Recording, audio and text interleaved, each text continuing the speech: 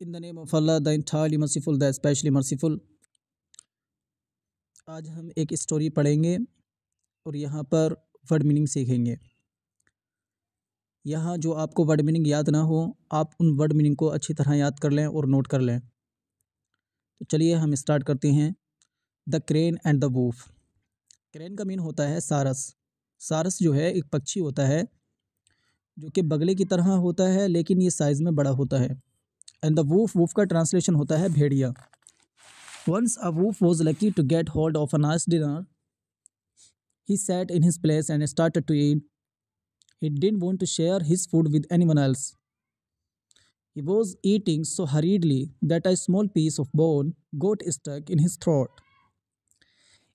Once کا مین ہوتا ہے ایک بار، wolf کا مین ہوتا ہے بھیڑیا، اور lucky کا مین ہوتا ہے چانس ملنا یا chance.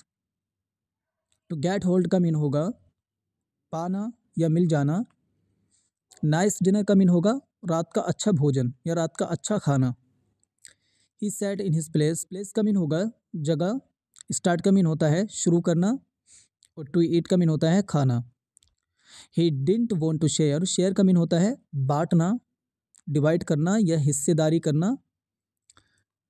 With any one else, any one else کا مین ہوتا ہے کوئی بھی ایک یا کوئی بھی ویکتی یا کوئی بھی شخص.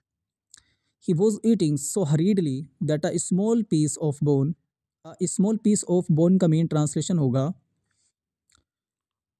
ایک چھوٹی ہڈی کا ٹکڑا. تو مین کیا ہوگا؟ ایک چھوٹی ہڈی. گوٹ اسٹک کا مین ہوتا ہے اٹکنا. یہاں پر جو ہے یہ سیکنڈ فارم ہے. تو گوٹ اسٹک کی فرسٹ ورب ہوگی get stuck. In his throat, throat کا مین کریں گے ہم گلا. تو چلیے اب جو ہے ہم اس کا ٹرانسلیشن دیکھ لیتے ہیں. ایک بار کی بات ہے کہ ایک بھیڑیے کو جو ہے ایک اچھا کھانا مل گیا اور وہ اسی جگہ بیٹھ کر اس کو کھانے لگا، اور وہ جو ہے اس بھوجن کو کسی اور کو نہیں دینا چاہتا تھا، اس لیے وہ جلدی جلدی کھا رہا تھا کہ تبھی ایک ہڈی اس کے گلے میں اٹک گئی. He gurgled hard. He tried to swallow. He tried to spit it out, but nothing worked out. The bone won't move. He got afraid. If I can't take the bone out, I can't eat. I'll die of hunger, he thought sadly. وہ جو بھیڑیا تھا، پہلے اس کے word meaning دیکھ لیتے ہیں ہم. گرگلڈ کا مین ہوتا ہے گرانا، زور زور سے آوازیں نکالنا. گرگلڈ ہارٹ کا مین ہوگا بہت زور سے آوازیں نکالنا. ٹرائی کا مین ہوتا ہے کوشش کرنا، اور سویلو کا مین ہوتا ہے نگلنا، کھا جانا، نگل جانا. اور اسپٹ آؤٹ کا مین ہوتا ہے باہر نکالنا یعنی اگلنا. But nothing worked out, work out کا مین ہوتا ہے کام کرنا یا کام بننا. دا بون کا مین ہوتا ہے ہڈی. وونٹ موو کا مین ہوتا ہے نہ ہلنا یعنی موو کا مین ہلنا ہوتا ہے. ہی گوٹ ایفریڈ، اور گیٹ ایفریڈ کا مین ہوتا ہے ڈر جانا. If I can't take the bone out, can't eat, I'll die of hunger. Hunger کا جو مین ہوتا ہے وہ بھوک ہوتا ہے. He thought sadly. تھوٹ کا مین سوچنا ہوتا ہے. Sadly کا مین ہوتا ہے افسوس ہونا یا دکھی ہونا یا رنجیدہ ہونا. چلیے اب جو ہے ہم اس کا ٹرانسلیشن دیکھ لیتے ہیں. جب اس بھیڑیے کے حلق میں ہڈی اٹک گئی تو وہ زور زور سے گرانے لگا، مطلب وہ زور زور سے آوازیں نکالنے لگا، اور اس نے کوشش کی کہ وہ جو ہڈی اس کے حلق میں اٹک گئی تھی کہ وہ اسے نگل لے، یعنی وہ اس کو کھا جائے، یا وہ اس کو جو ہے باہر نکال دے، یعنی اس کے حلق سے یا تو وہ باہر گر جائے یا وہ اندر چلی جائے. لیکن ایسا کچھ نہیں ہوا، اور وہ جو ہڈی تھی وہ ہل بھی نہیں رہی تھی. اس وجہ سے وہ بھیڑیا ڈر گیا، اور وہ سوچنے لگا کہ اگر یہ ہڈی باہر نہیں نکلی تو میں کچھ کھا نہیں سکتا اور میں بھوک سے مر جاؤں گا.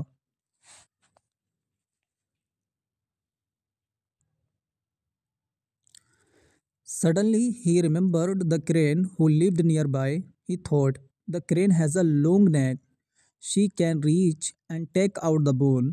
So off he went to the crane and said, "Please take out the bone from my neck. I'll pay well." चलिए इसके जो है हम वर्ड मीनिंग देख लेते हैं।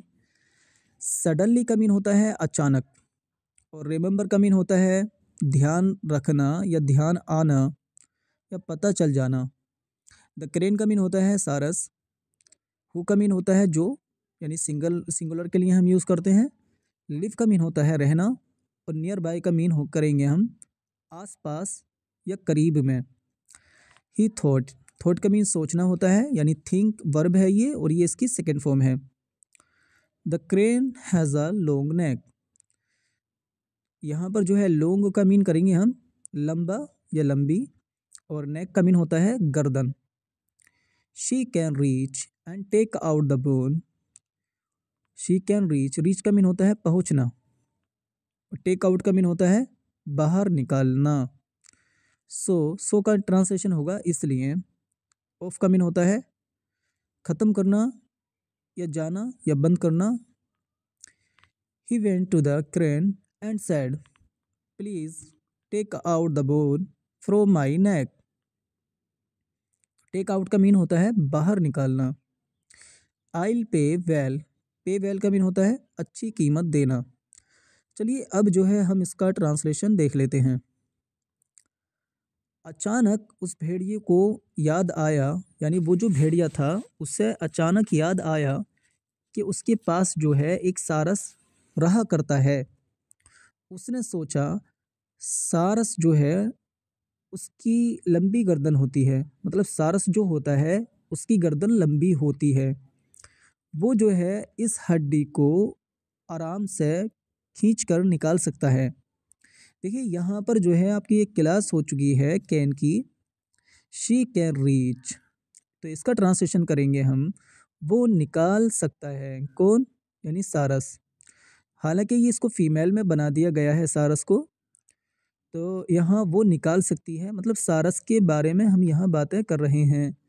तो ये जो हमारी क्लास है ये कैन की क्लास है। इसका ट्रांसलेशन आप अच्छी तरह से समझें, क्योंकि आप ऑलरेडी आपने पहले ही कैन क्लास को सीख लिया है। शी कैन रीच का ट्रांसलेशन होगा वो पहुंच सकती है, and take out the bone, और वो हड्डी को निकाल सकती है। मतलब ये कौन सोच रहा था? ये सोच रहा था भेड़िया कि सारस जो है उसकी एक लंबी गर्दन होती है, वो जो है अपनी चोंच से मेरे गले की हड्डी को खींचकर निकाल सकती है। चलिए अब जो है पहले हम इसी क्लास के बारे में बात कर लेते हैं। शी कैन रीच, वो पहुंच सकती है, and take out the bone, और वो हड्डी को निकाल सकती है। तो यहाँ जो क्लास है आप इसको नेगेटिव में और अफर्मेटिव और इसको चेंज कर सकते हैं।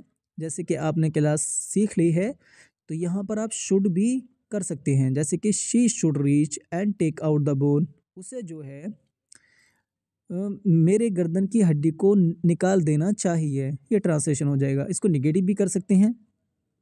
तो जैसे कि यहाँ पर ये क्लास लिखी हुई है, she can reach and take out the bone, वो जो है उस हड्डी को खींच कर, यानी टेक आउट का मीन क्या कर रहे हैं हम? बाहर निकालना, यानी खींच कर निकालना, बाहर निकालना। तो वो जो हड्डी है मतलब वो उस हड्डी को खींच कर निकाल सकता है। तो रीच का मीन है पहुँचना, और टेक आउट का मीन है निकालना। तो अब इसको हम मिलाकर यही ट्रांसलेशन कर लेंगे कि वो उस हड्डी को पकड़कर बाहर निकाल सकती है। कौन? सारस। देखिए सारस के लिए हमें ही का यूज़ करना था, लेकिन बहरहाल चलो शी यूज़ किया गया है, तो इसका ट्रांसलेशन हम यही कर लेते हैं जो यहाँ पर लिखा हुआ है। So off he went to the crane and said. तो आखिरकार वो जो भेड़िया था वो उस सारस के पास गया और उसने उससे कहा, please take out the bone from my neck.